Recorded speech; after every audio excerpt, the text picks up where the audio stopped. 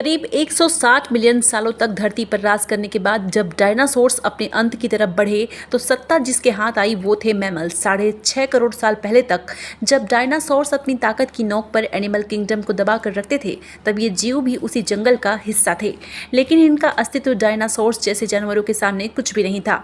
उन्हें ताकत में जीत पाना भले ही इनके लिए असंभव था, लेकिन आने वाला भविष्य इनके नाम लिखा जा चुका था। दोस्तों, 6 करोड़ साल पहले एस्टेरॉइड की तबाही डायनासोर्स की मौत अपने साथ लेकर आया। इसके पहले वीडियो में हमने जाना था कि कैसे डायनासोर्स धरती पर पनपना शुरू हुए। उन्होंने अपना साम्राज्य फैलाया और एस्टेरॉइड की धरती से टकराते ही उन्होंने अपना सब कुछ खो दिया। कुछ प्रजातियों ने मिनटों में ही अपना दम तोड़ दिया, जबकि बाकी बची 10% आबादी धीरे धीरे बिल्कुल विलुप्त हो गए। अब चलिए शुरू करते हैं आगे के सफ़र की ओर, जानते हैं कि 10% आबादी को किस दौर से गुजरना और इंसान कैसे जन्मा। डायनासोर्स का अंत मेमोस के लिए वो अवसर था जो रेप्टाइल्स के खत्म होने पर डायनासोर्स को मिला था, यानी कि सीधी भाषा में कहे तो जंगल पर जब अपनी ताकत स्थापित करने का मौका आ गया था। जंगल की दुनिया में मेमोस वो प्रजाति थी जो डायनासोर्स के समय से ही अस्तित्व में थी। आकार में छोटे होने की वजह से ये जीव आज मौजूद चूहे जैसे थे। देखा जाए तो मेमोस की शुरुआत इस तरह से हुई थी कि इस स्तनधारी जीव ने खुद को परिस्थितियों में ढाल कर रहना सीख लिया था। फिर जबकि टकराने से महाविनाश का सिलसिला शुरू हुआ तो इन्होंने भी अपने कई साथियों को खोया, लेकिन ये अपने को बचाने में सफल रहे। इस महाविनाश के कारण पैदा हुई गर्मी से बचने के लिए मेमल्स ने जमीन के नीचे रहना शुरू कर दिया। चूहों को साइज में छोटा होने का फायदा मिला, जबकि डायनासोर्स का आकार ही उनका सबसे बड़ा दुश्मन बन गया। जमीन के नीचे रहते हुए मेमल्स को गर्मी से राहत मिली और भोजन के रूप में उन्होंने हर तरह के कीड़ों और जीवों को अपना शिकार बनाया। वही बात करें ऊपरी सतह की तो वहां हो रहे वातावरणीय बदलाव मौजूद जानवरों को तिल तिल कर मार रही थी। एस्टेरॉइड के टकराने से उत्पन्न हुई गर्मी और धूल के बादलों ने पृथ्वी के वातावरण को पूरी तरह से ढक लिया था। अब धरती पर सूरज की रोशनी तक नहीं पहुंच पा रही थी, लेकिन सतह पर मौजूद हीट की वजह से बहुत सारे जानवर मारे जा चुके थे। कई सालों तक जब ये सिलसिला जारी रहा तो पेड़ पौधे पूरी तरह से नष्ट हो गए। प्रकृति का बनाया इकोसिस्टम हिल गया। सूरज न मिल पाने के कारण धीरे धीरे पृथ्वी ठंडी होती चली गई। लेकिन अब तक डायनासोर्स की आबादी धरती से विलुप्त हो चुकी थी। बचे थे तो केवल 5% जानवर, जिनमें से ज्यादातर मेमोस के परिवार से संबंध रखते थे। महाप्रलय के प्रभावों के थम जाने के बाद फूल के बादलों ने छटना शुरू किया। धरती पर एक बार फिर वातावरण ने सामान्य होना शुरू किया। पृथ्वी पर इकोसिस्टम फिर से अपने पुराने फेस में आने लगा। इस दौर में मेमोस की प्रजाति केवल 5% तक सीमित थी, लेकिन एडाप्टिव रेडिएशन के चलते ये मेमोस इवॉल्व होना शुरू हो गए और इनमें से कई नई प्रजातियों ने जन्म लेना शुरू किया। इस प्रक्रिया में लगभग 5.5 करोड़ साल पहले बंदरों ने जन्म लिया। आपको बता दें कि शुरुआती बंदरों की शारीरिक बनावट आज से काफ़ी अलग थी। इनके मुख पर आंखें आगे की ओर थी और शरीर छोटा था, लेकिन ये शारीरिक बनावट ज़्यादा समय तक एक जैसी नहीं रहने वाली थी। इस टाइम पीरियड में प्रीमियर्स के सर में एक अहम बदलाव हुआ था, जिसकी वजह उनके स्पाइनल कोच में भी बदलाव आया और ये चारों पैरों की बजाय 2 पैरों पर खड़ा होना सीख गए। खैर के अलावा धरती पर मौजूद पेड़ पौधों और वातावरण में भी हो रहा था। वो पूरी तरह एक नॉर्मल फॉर्म में आ चुके थे और धरती का तापमान 24 डिग्री सेल्सियस तक पहुंच चुका था। करीब 4.5 करोड़ साल पहले बदलाव के चलते ही हमारे 24 घंटे के हो गए। इसके साथ ही हमारी टेक्टोनिक प्लेट्स में हलचल हुई। अब तक हमारे सभी अपनी स्थिति पर थे, केवल एक और नई संरचना होना बाकी थी, जिसके तहत 2 बड़े महाद्वीप अपनी जगह से खिसक गए पर एक दूसरे के करीब आ गए। वही द्वीप थे जिन्हें आज हम भारत के नाम से जानते हैं। भारत ने अफ्रीका से अलग होकर एशिया तक पहुंचने के भी कई लाखों करोड़ों साल लगाए। ऐसे में अब ये टेक्टोनिक प्लेट्स एशिया से जा मिली तो हिमालयन रेंज का निर्माण हुआ। इस निर्माण में कई ऐसे श्रृंखला विकसित हुई जिसके चलते उत्तर में भारत की भौगोलिक स्थिति बदल गई। इसके साथ ही मौसम के पैटर्न में भी भारी बदलाव आया। इस टकराव के चलते दुनिया के सबसे बड़े माउंट एवरेस्ट का भी निर्माण हुआ और इसके निर्माण के साथ ये तय हो गया कि आने वाले भविष्य में भारत में कई बड़ी बड़ी नदियां का भी निर्माण होने वाला है, जो इस पूरे द्वीप की फॉर्मेशन को काफ़ी हद तक बदलने वाला था। खैर, जहां एक तरफ धरती के हर द्वीप में विकास शुरू हो चुका था, वहीं दूसरी तरफ इवोल्यूशन की होड़ में जानवर भी अपने आप को काफ़ी हद तक बदल रहे थे।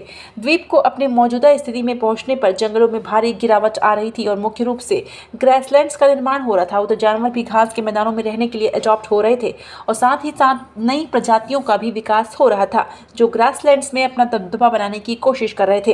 पुराने मेमोस ने भले ही दूसरे जानवरों को मार कर खाने की क्षमता नहीं थी, लेकिन अब विकसित मेमोस ने दूसरे जानवरों पर शिकार करके उन्हें मार गिराने की ताकत विकसित कर ली थी और वो दूसरे जानवरों पर अपना दबदबा बनाने में भी कायम हो रहे थे। अब जंगल में मेमोस की वही स्थिति थी जो कभी धरती पर राज करने वाले डायनासोर्स की हुआ करती थी। लगभग 1 करोड़ साल पहले धरती अपने स्वरूप में आ चुकी थी जैसे कि वो आज आज हमें दिखाई देती है। वातावरण से लेकर पेड़ पौधों तक सब कुछ अपने फुली इवॉल्व रूप में थे। कहने को तो धरती पर सब कुछ था, लेकिन अब भी एक प्रजाति थी जो धरती से गायब थी, और वो प्रजाति आने वाले भविष्य पृथ्वी के इतिहास को बदलने वाली थी। जी हाँ, ये प्रजाति थी इंसानों की। लगभग 40 साल पहले पृथ्वी पर एक बड़ी हलचल हुई और अफ्रीका द्वीप के पूर्वी इलाकों में एक नई माउंटेन रीच बन गई, जिसे आगे चलकर ईस्ट अफ्रीकन रिफ्ट के नाम से जाना गया। इस पर्वत श्रृंखला के निर्माण से केवल भौगोलिक स्थिति में बदलाव नहीं आया, बल्कि मौसमी हवा भी बदल गई। वहां मौजूद जंगल में हवा का प्रभाव कम हो गया, जिसमें मौसमी हवा वहां पहुंच पाई, और नमी की कमी से जंगलों ने सूखना शुरू कर दिया। बारिश न होने की वजह से अफ्रीका का ये क्षेत्र काफी ड्राई हो गया, लेकिन इस जंगल में रहने वाले जानवरों ने हार नहीं मानी। अफ्रीका के इस क्षेत्र में रहते थे जो आगे चलकर हमारे पूर्वज कहलाए। पेड़ पर रहने वाले ये बंदर एक टहनी से दूसरे टहनी पर जाने के लिए अपने आगे के हाथों का सहारा लेते थे, और कभी कभी पेड़ों पर 2 पैरों पर भी खड़े हो जाते थे। हालांकि ये अभी तक जमीन पर नहीं चल पाए, लेकिन इनमें खड़े होने की क्षमता पहले से ही विकसित हो चुकी थी। इससे पता चलता है कि 2 पैरों पर चलना इंसानों की ही नहीं बल्कि AIIMS की खोज थी। फर्क सिर्फ इतना था कि वो पेड़ों पर रहते थे, लेकिन जलवायु परिवर्तन के चलते जल्दी ही जमीन पर उतरने वाले थे। इनमें से कई प्रजातियां चिंपैंजी के रूप में विकसित हुई, तो कुछ इंसान बनने के लिए विकसित हो गई। इनकी आने वाली पीढ़ियों ने खुद को बनाने के लिए और अपने विस्तार से के लिए पेड़ों से निकलकर जमीन का रुख अपनाया। रेमिडीज ही वो पहले थे जो भोजन और एक नए घर की तलाश में पेड़ों से उतरकर जमीन पर आए। लाखों सालों के इस इवोल्यूशन में एड्स अफ्रीका के हर क्षेत्र में फैल गए थे, लेकिन इनके हाथ अभी भी काफी लंबे थे। पेड़ों पर इधर उधर झूलने की वजह से इनके हाथ का आकार बिल्कुल टांगों की तरह ही था। ऐसे में कई हजार साल तक विकास से गुजरने जाने के बाद इनके शारीरिक ढांचे में काफी कुछ बदलाव आने लगा था। अब ये 2 पैरों तक पर बेहतर तरीके से चल सकते थे, ज्यादा से ज्यादा एनर्जी बचा सकते थे। ऐसे में ज्यादा दूर तक नजर रख सकते थे, अपने लिए भोजन खो सकते थे और हाथ की मदद से इन्हें खा भी सकते थे। समय के साथ साथ विकास की ये प्रक्रिया चलती रही, जिससे एप्स के शारीरिक ढांचे के साथ उनके स्कल की बनावट में भी बदलाव होता गया। पहले जो सर आकार में छोटा था, अब वो बढ़ता गया। 23 लाख साल पहले होमो हेबिलिस को पूर्वज थे, जिनके दिमाग का आकार बढ़ गया। आकार बढ़ने की वजह से ये जान गए कि किस तरह से अपने सर्वाइवल के लिए इस्तेमाल किया जा सकता है। बुद्धि का कमाल दिखाते हुए सबसे पहले हमारे पूर्वज ने पत्थर को हथियार के रूप में शार्प करना सीखा। जैसे ही उनकी तरकीब कमाई, होमो हेबिलिस जान गए कि पत्थर को कैसे हथियार के रूप में इस्तेमाल किया जा सकता है। जैसे जैसे ये जीव हथियार को इस्तेमाल में लाए, उनके हाथों की उंगलियों और अंगूठों को भी मजबूती मिलनी शुरू हो गई। अब ये जान गए कि हथियार के इस्तेमाल से कैसे समूह में शिकार किया जा सकता है और अपनी भूख शांत की जा सकती है। आपको बता दें कि होमो इरेक्टस में ही वो पहले पूर्वज थे जिन्होंने समूह में शिकार करना शुरू किया था। साथ ही इन्होंने सबसे पहले आग की खोज मानव के भविष्य को ही बदल डाला। हम सभी जानते हैं कि मानव इतिहास में आग की खोज सबसे बड़ी खोज थी। आग के इस्तेमाल से होमोनिक्स जल्द ही मांस को पकाकर खाना सीख गए। आग ने हमारे पूर्वजों को केवल शरीर से ही सुरक्षा नहीं दी, बल्कि दिमाग के इस्तेमाल के लिए उन्हें प्रोत्साहित भी किया। अगर आप सोच रहे हैं कि कैसे, आपको बता दें कि आग के इस्तेमाल से भोजन को चबाने में लगने वाली ऊर्जा कम हो गई। अब वो अपनी इस ऊर्जा को बुद्धि के विकास के लिए इस्तेमाल करने लगे, जिसकी वजह से आने वाली पीढ़ियां बड़े दिमाग के साथ पैदा हुई।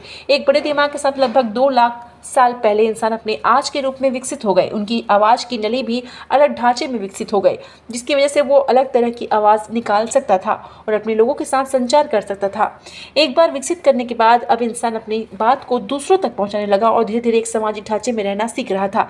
हालांकि हम अपने आज के रूप में आ चुके हैं, लेकिन कई आविष्कार अभी भी बाकी थे। अपने लिए एक समाज, घर और नगर निर्माण करना बाकी था। कहने को आज भले ही मनुष्य अपनी एडवांस स्टेटस में है, लेकिन आज भी इवोल्यूशन जारी है। मनुष्य आज भी बदल रहा है और उसका इवोल्यूशन जारी है।